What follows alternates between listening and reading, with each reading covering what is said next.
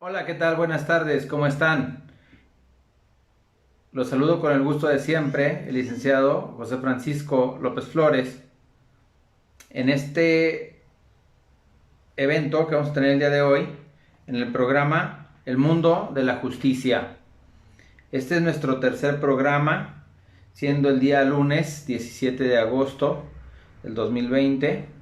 Agradezco a quienes nos sigan en este programa. Vamos a hablar el día de hoy un poquito del tema del juicio sucesorio intestamentario, pero nada más vamos a hablar de la parte del juicio sumario.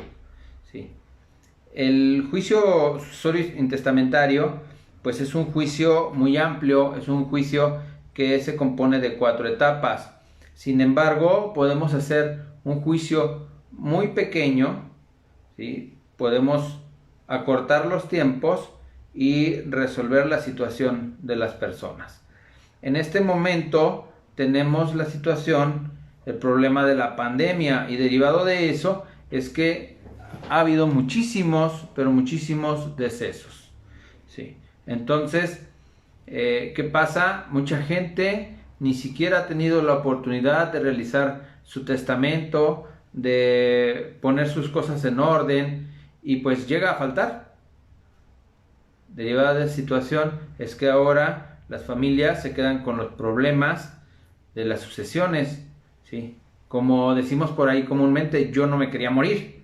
Claro, nadie queremos llegar a ese momento, nadie queremos morir, ¿sí? Sin embargo, es algo que puede suceder. Y bueno, para esto es muy importante que las personas vayan generando su testamento para tener certeza de sus bienes, a quienes van a quedar esos bienes. Pero en estas situaciones, para el caso de que las personas no dejaron un testamento, no dejaron nada escrito, no dejaron dicho, yo quiero regalarle o quiero que mis bienes se queden en favor de Juan o de Pedro o de Luis o de Ángel, ¿sí?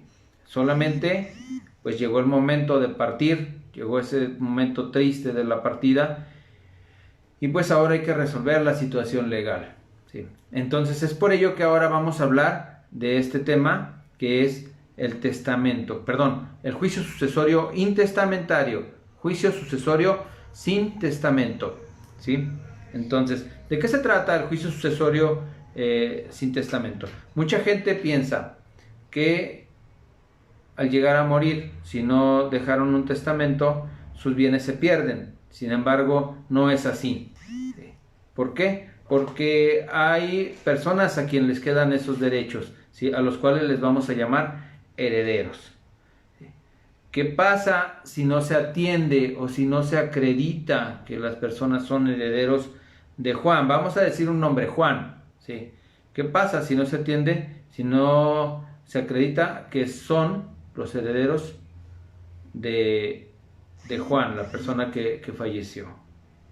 Bueno, si en un determinado momento se inicia un proceso y no se puede determinar quiénes son los herederos, desgraciadamente, digo desgraciadamente porque la familia no va a gozar de esos beneficios, ese patrimonio de herencia, ese patrimonio que tenía Juan en vida, ¿sí? se va a perder de sus familiares. Sin embargo, van a poder pasar esos bienes a la Universidad de Guanajuato. Por eso es muy importante que se resuelva esta situación. Y les reitero, hay mucha gente que tiene el temor de llegar a perder sus bienes y de que los bienes se queden en favor de la Universidad de Guanajuato. Pero mientras haya un heredero, mientras haya un familiar que pueda reclamar esos bienes, eso no va a pasar, ¿sí? Bueno, ¿de qué se trata el juicio sucesorio intestamentario? El juicio sucesorio intestamentario comienza, pues desgraciadamente, con la muerte de una persona a la cual nosotros legalmente le llamamos el decujus, ¿sí? O decujus, así se escribe con J, el decujus, ¿sí? Que es la persona que fallece. ¿Quiénes tendrán derecho a esa herencia cuando no hay un testamento? Bueno, pues si la persona estaba casada, tendrán derecho a esa herencia, ¿sí? Su esposa, sus hijos, ¿sí?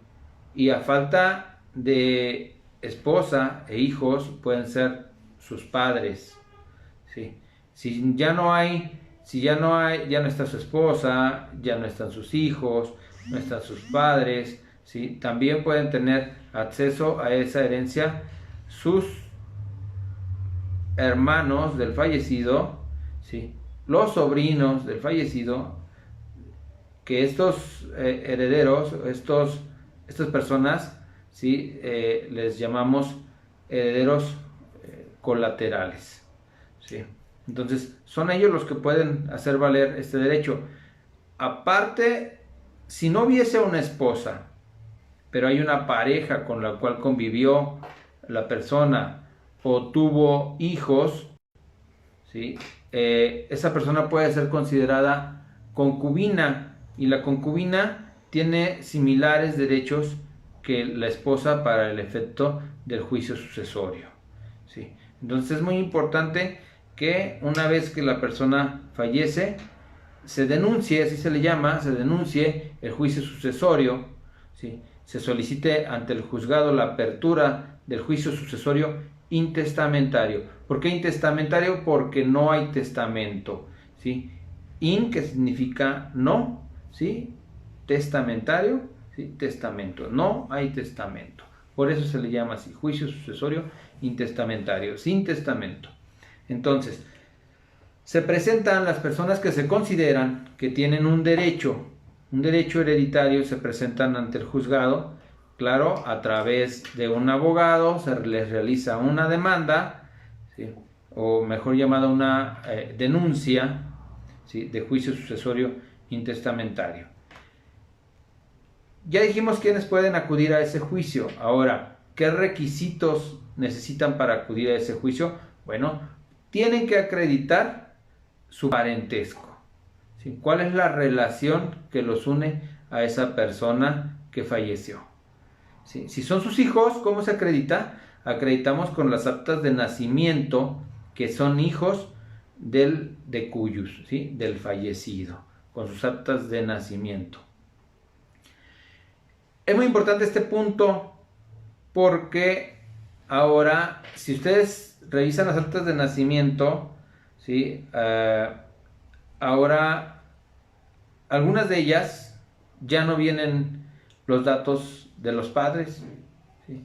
Ya no vienen los datos, bueno, los de los padres sí, pero ya no vienen los datos de los abuelos. Entonces hay que identificar que sean de la persona, que se trate de la persona que es beneficiaria en realidad de estos derechos hereditarios, ¿sí?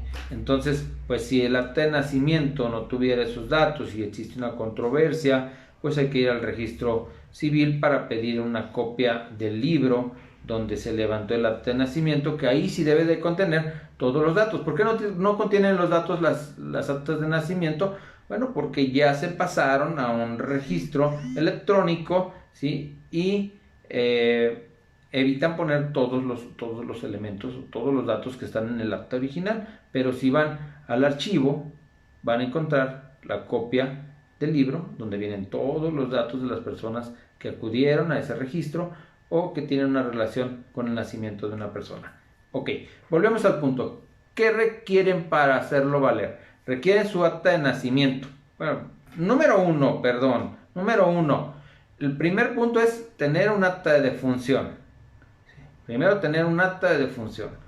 Luego, las actas de nacimiento de los hijos, ¿sí? Aquí es independiente si el señor tuvo hijos por fuera de matrimonio o de otro matrimonio, si basta con que el acta de nacimiento se acredite que es hijo de la persona que falleció para poder tener un derecho. La esposa, ¿cómo acude la esposa? ¿Cómo acredita esa relación que le une la persona que falleció? Con su acta de matrimonio. tiene que acreditar, tiene que presentar su acta de matrimonio para acreditar esa relación que tiene con el de cuyos, ¿sí? Algunas veces les exigen también su acta de nacimiento para corroborar que se trate de la misma persona la que se dice que está casada con el de cuyos. Entonces, es posible que les pidan el acta de nacimiento de la esposa.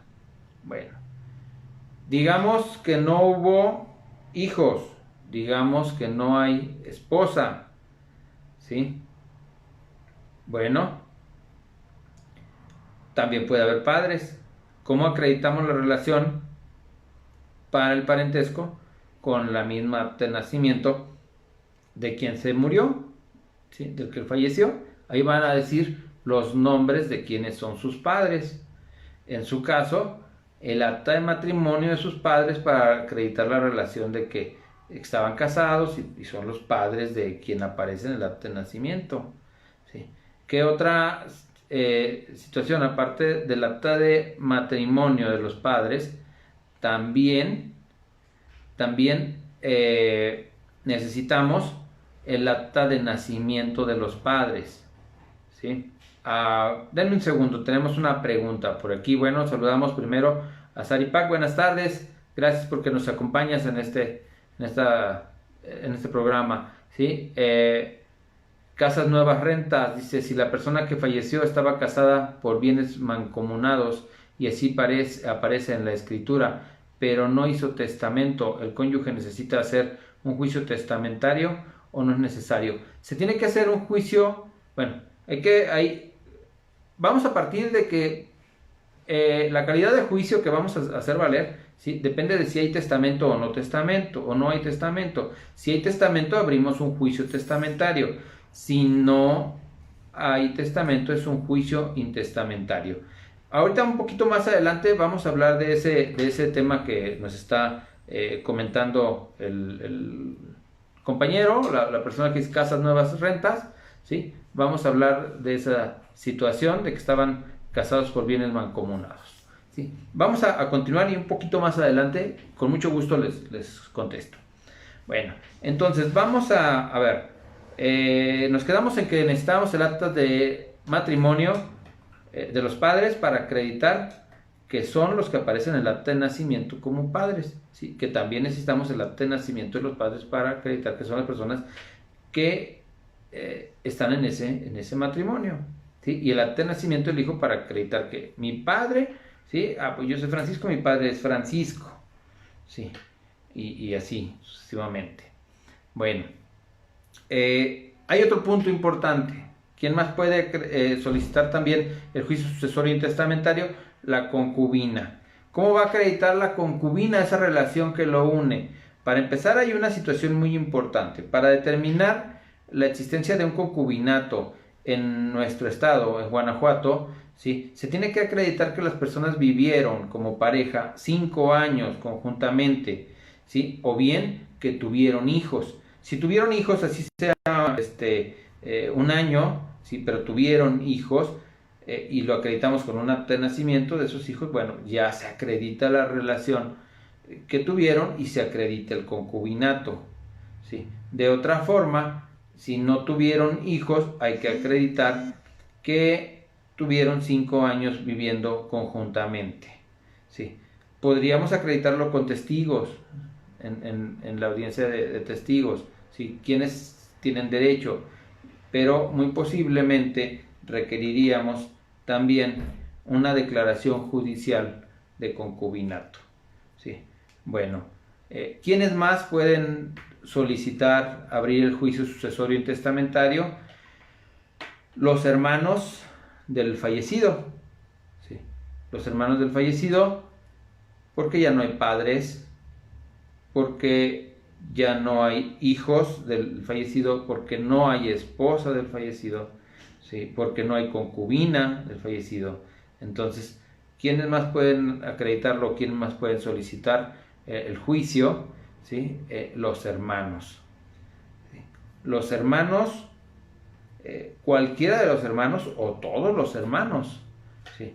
Incluso digamos que sea una familia donde hubo 5 hijos y uno de esos hijos, Juan, fallece, no tiene padres, no tiene hijos, no tiene esposa, no tiene concubina, entonces vamos a acudir a sus hermanos.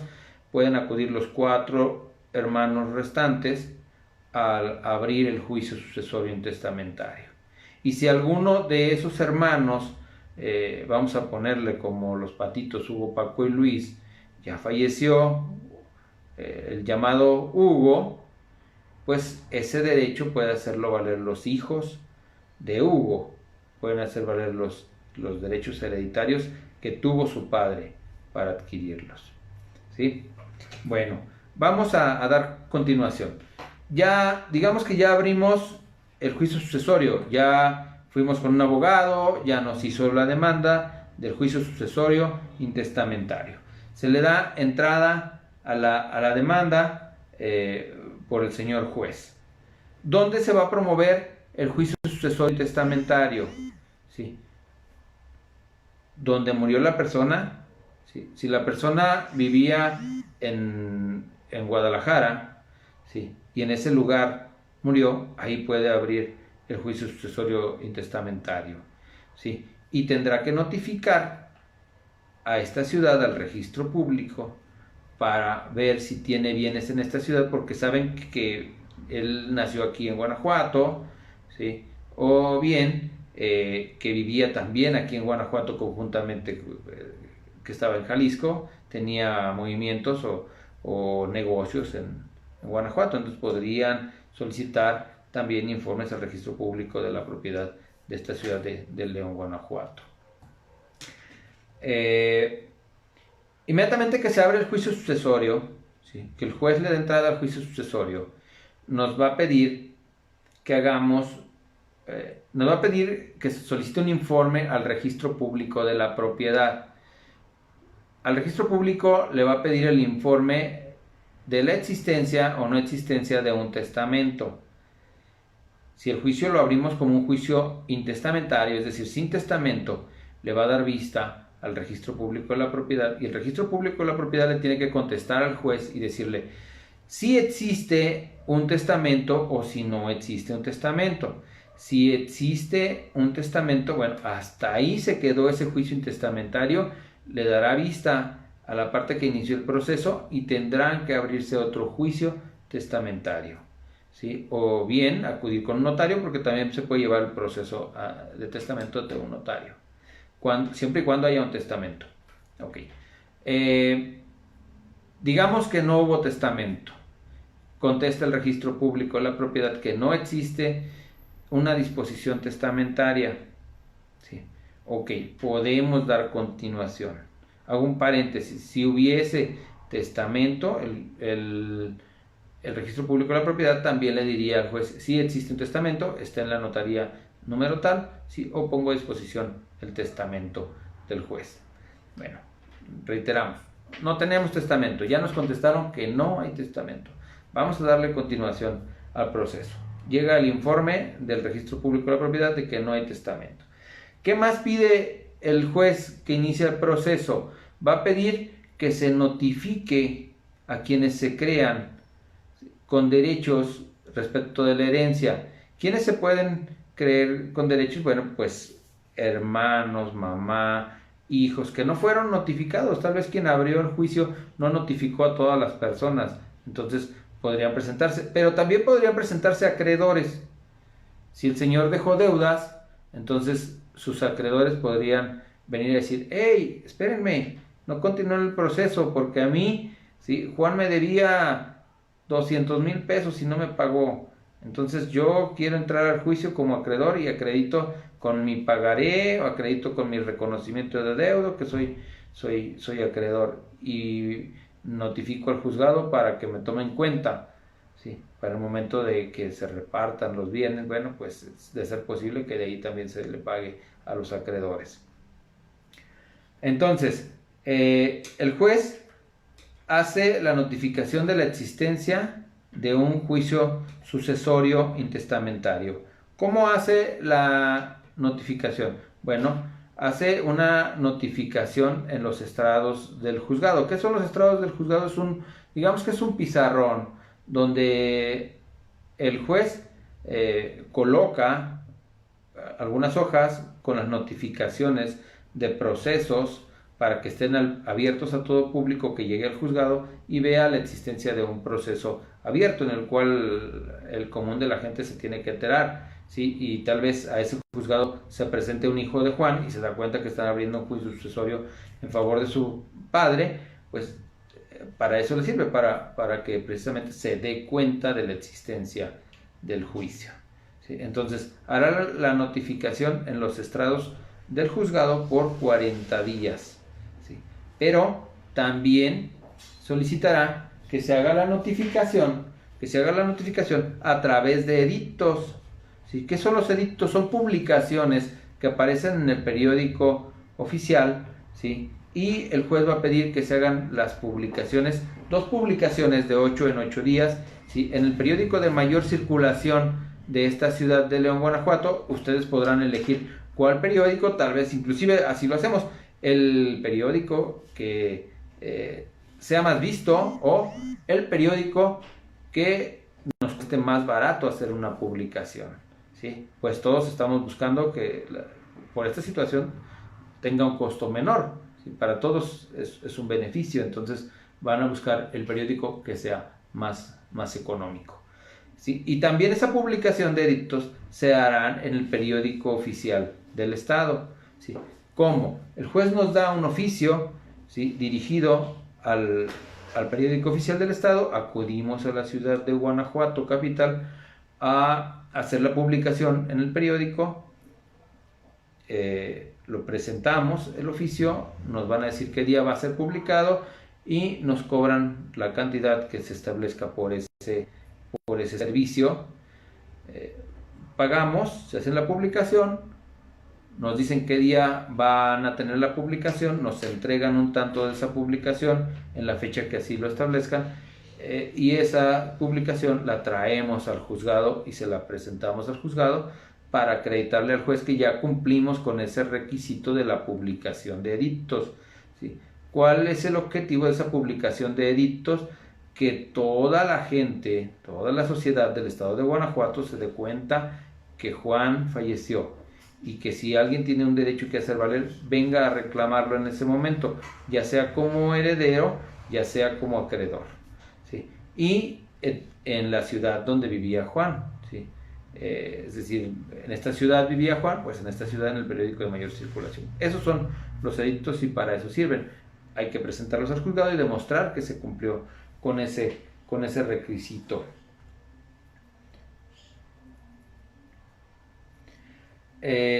Cuando la persona que inicia el proceso,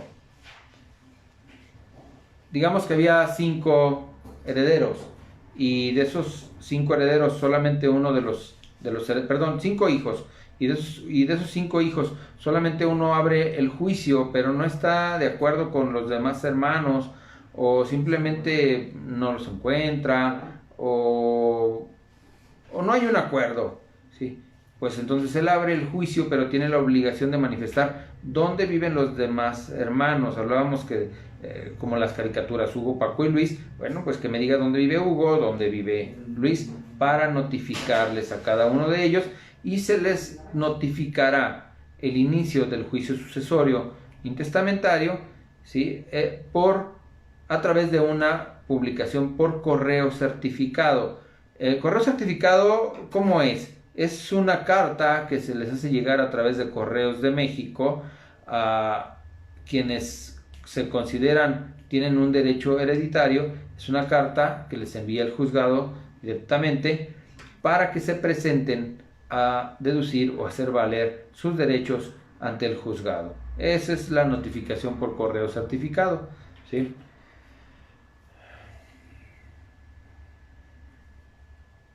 Luego, ¿qué otra cosa va a hacer el juez? Bueno, el juez nos va a señalar una fecha para una prueba testimonial. ¿Para qué es esa prueba testimonial? Esa prueba testimonial es para que presentemos precisamente testigos que acrediten que Juan, bueno, acreditamos que Juan falleció con el acta de función, pero que Juan tenía o no tenía hijos, ¿sí?, o presuntos herederos. Para eso es esa testimonial. Y los testigos van a decir, va a hacer una serie de preguntas que se les va a hacer el abogado, ¿sí?, y le va a preguntar algo más o menos así, ¿sí?, que diga el testigo, si sabe y le consta que Juan Pérez, ¿sí?, por así decir un apellido, ¿sí?, falleció el día 3 de mayo del 2020. Pues sí lo sé. Sí conoce o conoció a Juan, sí lo conozco. Si sabe si Juan tenía hijos, pues sí, tenía a Hugo, Paco y Luis.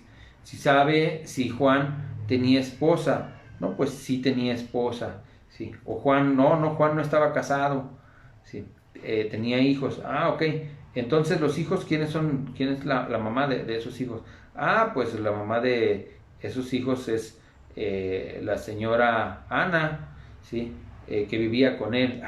Ya deducimos que hay una concubina, ¿sí? Entonces, para eso es esa testimonial, para acreditar quiénes eran los hijos o herederos de Juan, o los posibles, no herederos porque todavía no hay una declaración de herederos, los posibles herederos de Juan, ¿sí? Para eso es esa testimonial, para que se presenten y digan quiénes tienen ese derecho de hacer valer una herencia en su caso, ¿sí? Entonces, esa testimonial será señalada por el juez día y hora para que el abogado presente a los testigos que acrediten quiénes son los posibles herederos, la existencia de posibles herederos. El día y hora señalado se presentarán las personas que consideren son los testigos, que seguramente serán parientes, ¿sí?, tíos, primos, sobrinos, o tal vez amigos, vecinos de la persona que falleció, que conocen de su vida, que saben quién era su esposa, que saben quién era su concubina, que saben quiénes eran sus hijos, ¿sí? Esa es la situación, ese es el para qué sirve esa testimonial, ¿sí? Entonces, ya se llevó a cabo esa testimonial, ya se publicaron los edictos de 8 en 8 días, ¿sí? Ya pasaron los 40 días que se requieren para notificar en los estrados del juzgado la existencia de un juicio, ¿sí? Ya tenemos las publicaciones de los edictos de Guanajuato, ¿sí?, del estado, ¿sí? Otra cosa, si la persona vivía o tenía bienes en otras ciudades, también el juez puede enviar, pedir informes al registro público de otras ciudades para que manifiesten la existencia tanto de un testamento como de propiedades de la persona que falleció. Entonces, para eso es para lo que nos sirven esos edictos, y para eso es para lo que nos sirven las testimoniales. Ya desahogamos las testimoniales, ya desahogamos los edictos, ya pasó el tiempo para notificarles a las personas a través de los estrados, ¿sí? Bueno, pues ahora vamos a pedirle al juez que haga el nombramiento de herederos. ¿Cómo es el nombramiento de herederos? Primero, solicitamos la denuncia intestamentaria y se presentaron 3 hijos y 2 no se presentaron porque estaban mal con los otros hermanos. Bueno, ya se les notificó a unos por correo certificado, a otros no sabían dónde vivía, y se enteró por los edictos. Pues ya se presentaron a deducir derechos cada uno de los que se creen precisamente con derecho a esa herencia, valga la redundancia, ¿sí? Ya se presentaron, ya acreditaron con sus actas de nacimiento su entroncamiento. Entonces ahora es momento de pedirle al juez que haga el nombramiento, ¿sí?, o declaración de herederos. El juez, ¿sí?, revisará que ya hayan transcurrido todos estos tiempos, que ya estén todos los requisitos, y entonces nos dará una fecha para la celebración de la declaratoria de herederos. el día de la declaratoria tendrán que presentarse todas las personas que se consideren con derecho a esa herencia, ¿sí? Se presentarán en esa audiencia. El juez dictará una pequeña resolución al estilo de una pequeña sentencia, ¿sí? Donde dirá que se han acreditado los elementos del juicio sucesorio intestamentario, que se han acreditado quienes se consideran con derecho a la herencia, y pues básicamente nos dirá a quienes considera herederos. Y entonces pues ya tenemos a Hugo, Paco, Luis, ¿sí? Pedro y Juan, ¿sí? Que tenían derecho a esa herencia. Bueno, se hace la declaratoria de herederos, ¿sí? Al término de esa declaratoria, que el juez dice quiénes son los herederos, se firma por cada uno de los herederos esa declaratoria, ¿sí? Y se termina esa audiencia, ¿sí? Bueno, ¿qué tenemos que hacer? La ley nos refiere que pasada la declaratoria de herederos, dentro de los siguientes 8 días tendrá que hacerse una declaración de albacea, ¿sí? Cuando se inicia el juicio, ¿sí? Se puede nombrar un albacea provisional, ¿sí? Que solamente tendrá las funciones de organizar y administrar el proceso y los bienes que pudiera haber dentro de esta herencia, de este patrimonio universal de bienes de cuyos.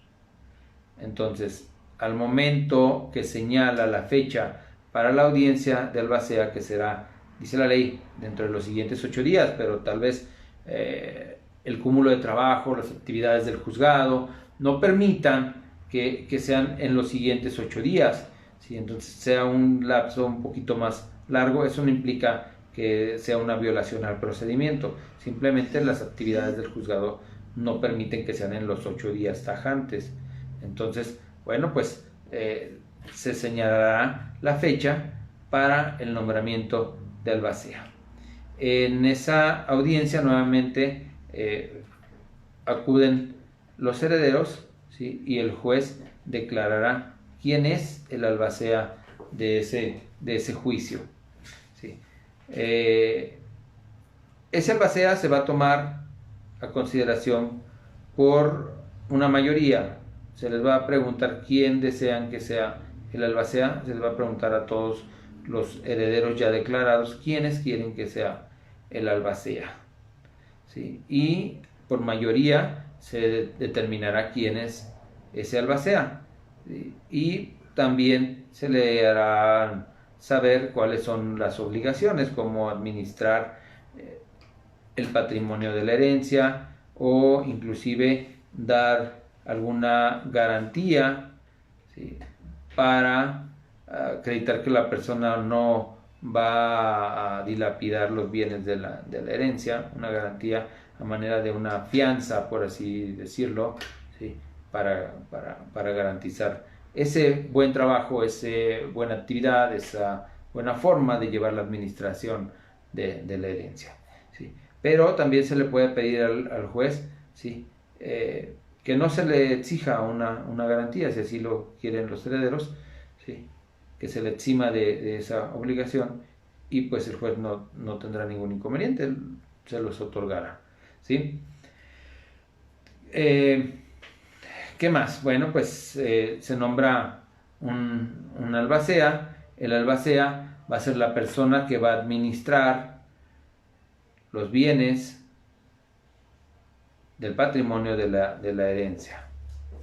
Ese patrimonio de la herencia será administrado por el albacea, quien deberá de dar respuesta de su actividad en un determinado tiempo. Si, por ejemplo, si el juicio durara más de un año, pues tendría que determinar cómo administró, por ejemplo, el patrimonio de esa herencia. Ok, ya nombramos un albacea. Ya el juez dijo de todos los herederos, pues Luis es el Luis es el albacea, el que se va a hacer cargo de este juicio sucesorio y es el que va a firmar cada uno de los actos subsecuentes, ¿sí? Aquí vamos a una parte muy importante. Ya tenemos una declaratoria de herederos, ya tenemos un albacea, ¿sí? El juicio, les dije al inicio, consta de cuatro etapas, ¿sí? La primera es el nombramiento de herederos y albacea. La segunda etapa es el inventario y avalúo. La tercera etapa es administración y rendición de cuentas, ¿sí? Que se divide en dos partes, administración y rendición. En administración una y rendición de cuentas otra. Y por último la cuarta etapa, que sería la liquidación y partición de la herencia. Sin embargo, aquí hay una parte muy importante, ¿sí? El artículo 616A del Código de Procedimientos Civiles para el Estado de Guanajuato nos da la oportunidad de que este juicio, en vez de que se lleve a 4 etapas que serían un poco largas, ¿sí? Se pueda desarrollar, ¿sí? En una etapa más, siempre y cuando se cumplan los requisitos, ¿sí? Que bueno, yo no estoy muy de acuerdo en los requisitos como lo toman algunos jueces, ya lo platicaremos, pero se puede desahogar este proceso en un lapso muy pequeño a través de un juicio sumario. El artículo 616A, les voy a dar lectura, dice así: después de que haya causado estado la resolución, antes de eso, una vez que se haga la declaratoria de herederos, ¿sí? El nombramiento de albacea, también es importante solicitar que esa declaración quede firme. ¿Para qué? Para que ya no haya nadie que le impugne, para que ya no se pueda presentar una apelación, ¿sí? Una apelación es la manifestación de una de las partes de inconformidad con ya sea la declaratoria de herederos, ¿sí? O nombramiento de albacea. Bueno, el artículo 616A nos dice: después de que haya causado estado la resolución en que se hizo la declaratoria de herederos y una vez que el albacea haya aceptado su designación, podrá decretarse la adjudicación del acervo hereditario si se reúnen los siguientes requisitos. Número 1. Que todos los herederos sean mayores de edad. Ya tenemos, todos los herederos son mayores de edad, no hay ningún problema, ¿sí? O, ¿sí? Y esa es una disyuntiva. O que habiendo menores o incapaces se solicite la adjudicación en mancomun, pro indiviso y por partes iguales en favor de cada uno de los herederos, ¿sí? Esta es una parte muy, muy importante. Todos los herederos tienen que estar de acuerdo. Si todos están de acuerdo, nos podemos ir al juicio sucesorio intestamentario, ¿sí? Pero si esos herederos son menores incapaces, ¿sí? También podríamos irnos al juicio sucesorio intestamentario, siempre y cuando los bienes fueran en favor de todos los herederos en partes iguales, ¿sí? Sin el derecho que se puedan dividir. Todos conjuntamente adquieren los bienes para sí, en conjunto. Si había 3 casas, son 3 casas para todos los herederos, no se divide, es para todos, ¿sí? Por eso habla de en mancomun y pro indiviso, ¿sí? Todos como copropietarios, como coherederos, también como copropietarios, ¿sí? Y que los bienes que se hayan adquirido no se puedan dividir y que todos reciban por partes iguales, ¿sí? Bueno, el segundo de los requisitos es que se acredite legalmente la propiedad de los bienes hereditarios.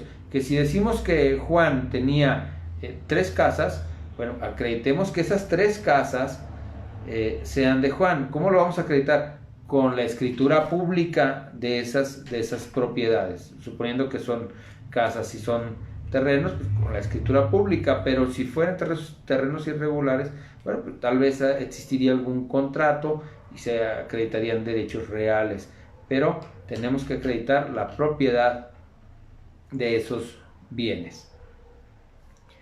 El tercer paso, que se presente un inventario, un avalúo y un proyecto de partición firmado por el albacea y los herederos.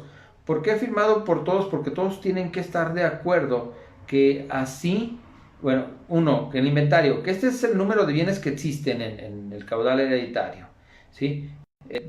Dos, que los bienes, si decimos que cada una de las casas vale 1,000,000 o vale 100,000 pesos, ¿sí? Estemos de acuerdo con ese avalúo, ¿sí? Y el proyecto de partición es la forma como se van a dividir los bienes, ¿sí? Se supone que esos bienes tienen que ser pro indiviso, en forma mancomunada, pro indiviso y por partes iguales, ¿sí? Yo les decía que yo no estoy aquí muy de acuerdo y ahorita lo vamos a discutir el por qué. Pero bueno, ese es el requisito, ¿sí? Tener el inventario, tener el avalúo y tener la partición para poder sujetarnos al procedimiento sumario. Luego, el cuarto punto, que la petición se haga por escrito por el albacea y por todos los herederos reconocidos, solicitando la tramitación del juicio sumario. Ese escrito debe ser ratificado ante el juez. No basta que presentemos el escrito, hay que presentarlo y luego hay que acudir con el juez, todos los que lo firmaron, el albacea y los herederos, para decirle: señor juez, lo que está ahí plasmado es lo que cada uno de nosotros queremos. Eso es la ratificación de ese escrito.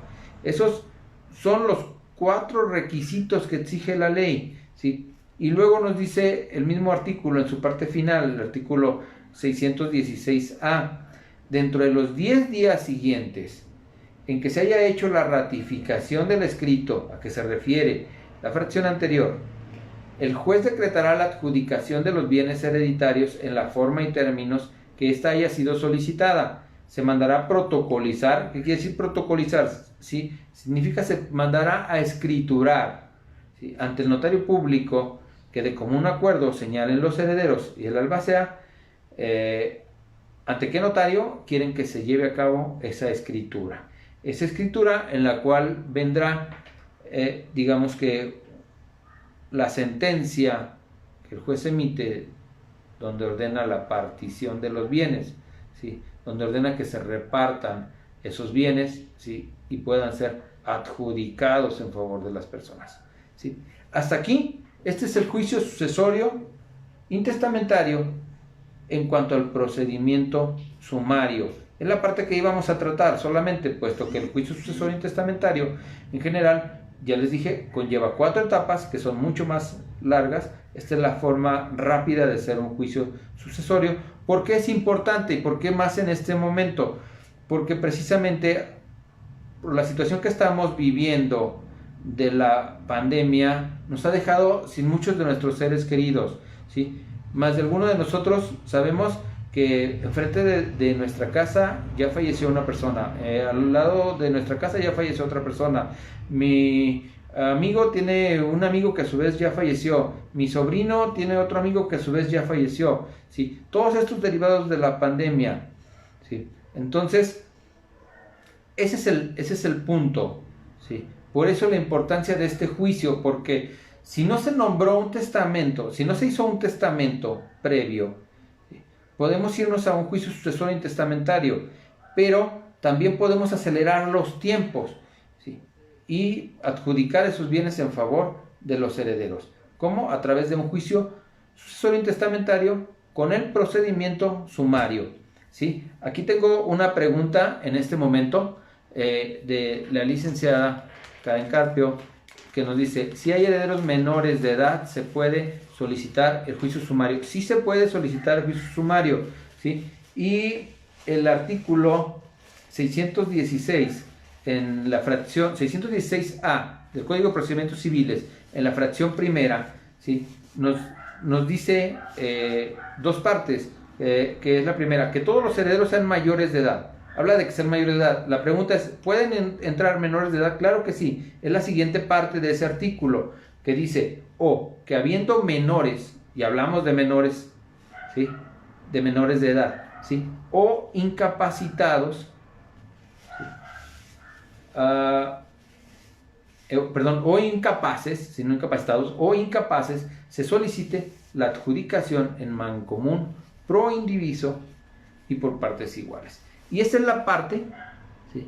Y esta es la parte a la cual yo quería hacer alusión y que me parece muy importante de este procedimiento, porque creo, yo tal vez me equivoque, no tengo la máxima razón, ¿sí? Seguramente esta publicación la verá algún juez o algún funcionario de juzgado civil, ¿sí? Que podrá decirnos, señor licenciado, pues está usted equivocado o tiene la razón, ¿sí? El punto es el siguiente. El artículo 616A nos dice así, nuevamente: después de que haya causado estado la resolución en que se hizo la declaratoria de herederos y una vez que el albacea haya aceptado su designación, podrá decretarse la adjudicación del acervo hereditario si se reúnen los siguientes requisitos, ¿sí? Y están los 4 requisitos, las 4 fracciones, ¿sí?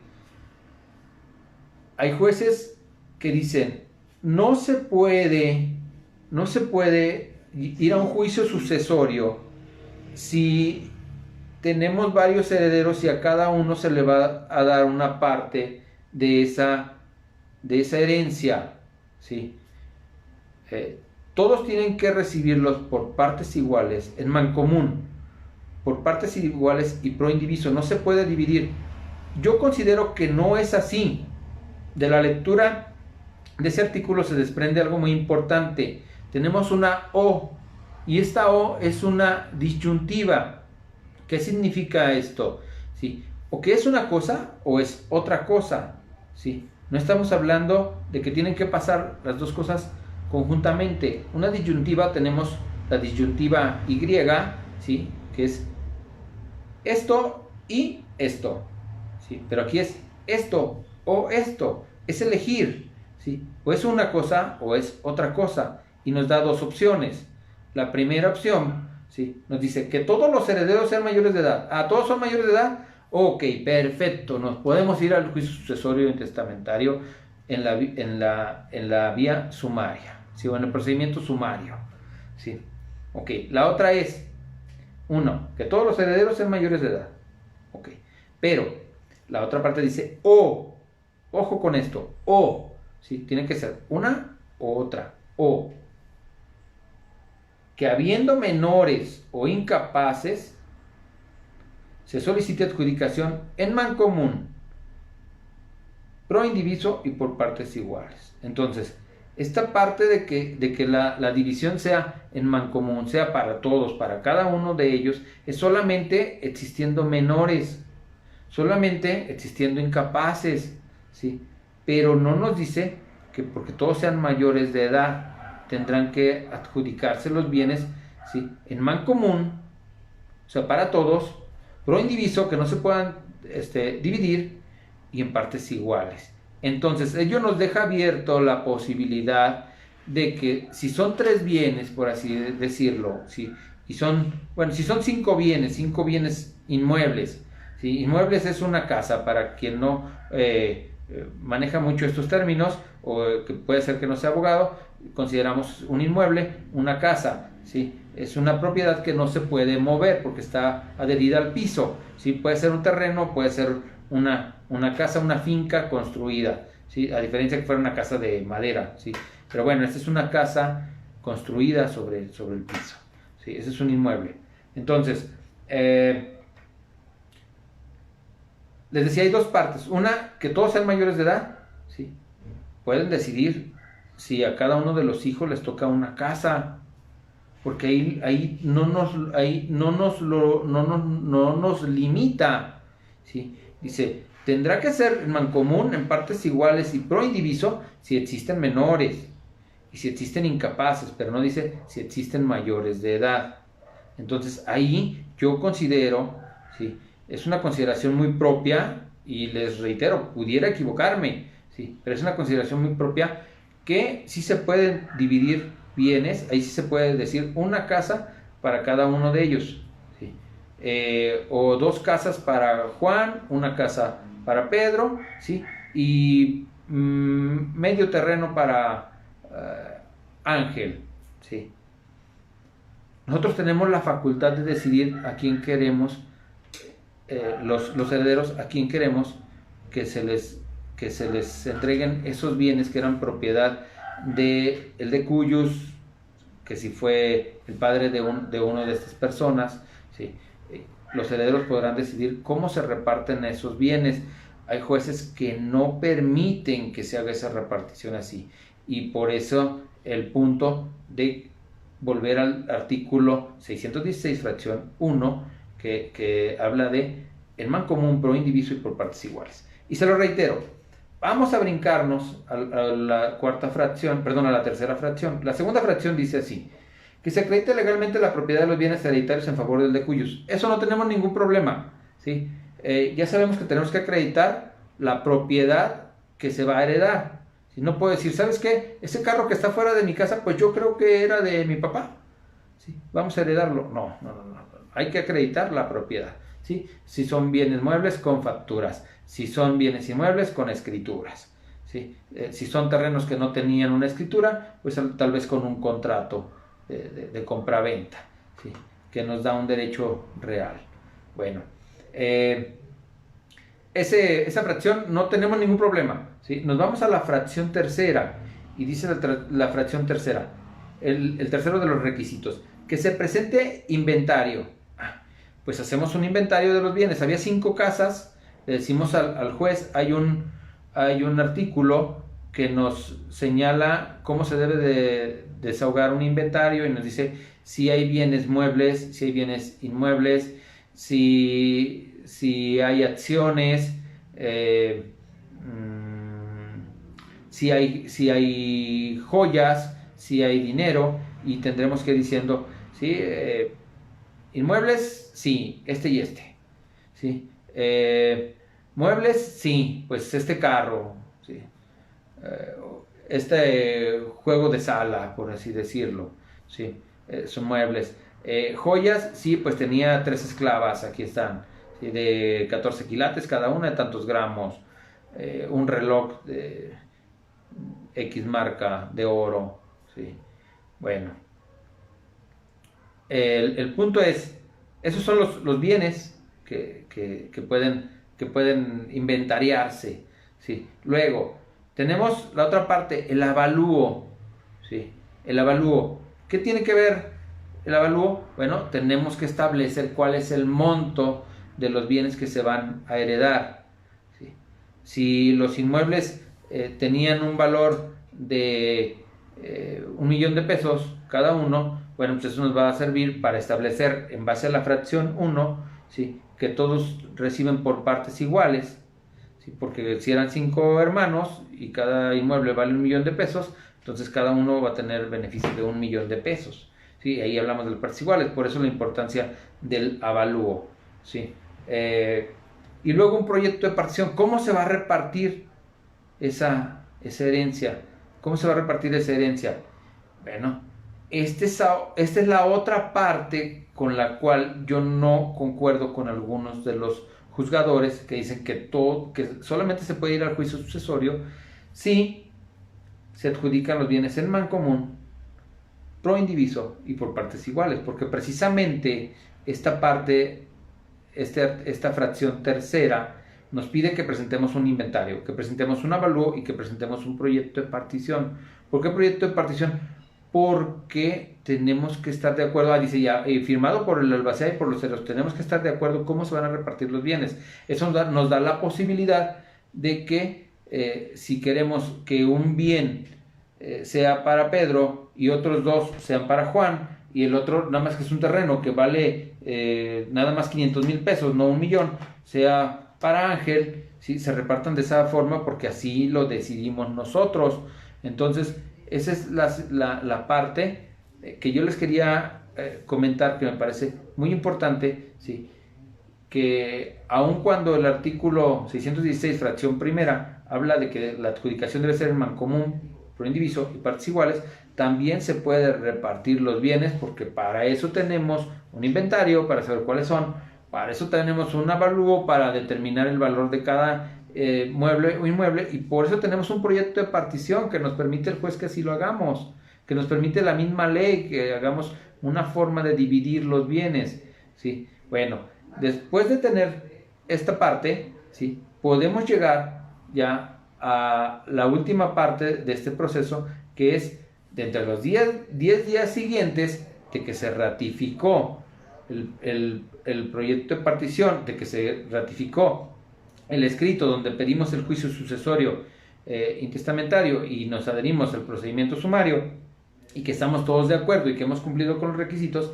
Después de esos 10 días el juez debe de emitir una resolución donde ordena la adjudicación de los bienes hereditarios y posteriormente a ello que se envíe esta resolución, si esta pequeña resolución se envíe a una notaría para que se protocolice, es decir, para que se haga una escritura donde se establezca quiénes son los propietarios de sus bienes y cómo van a ser repartidos. Y de esta forma, pues terminamos el proceso del juicio sucesorio intestamentario.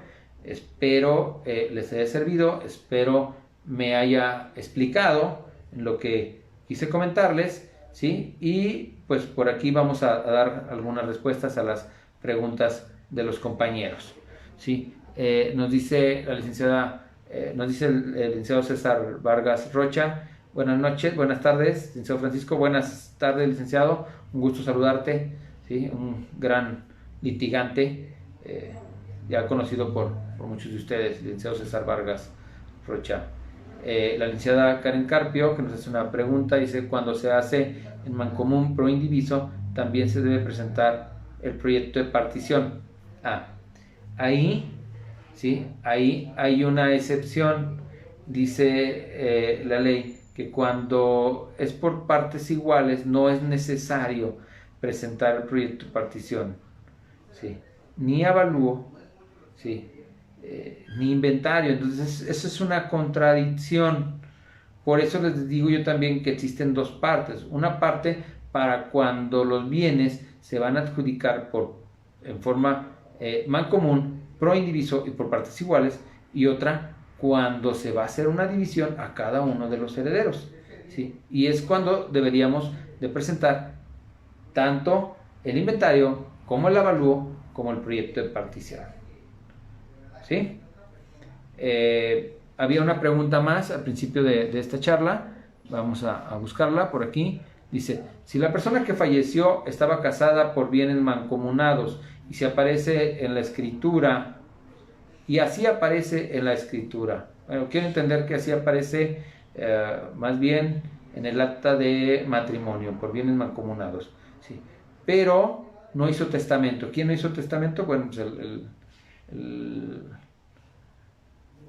el cónyuge fallecido, ¿sí?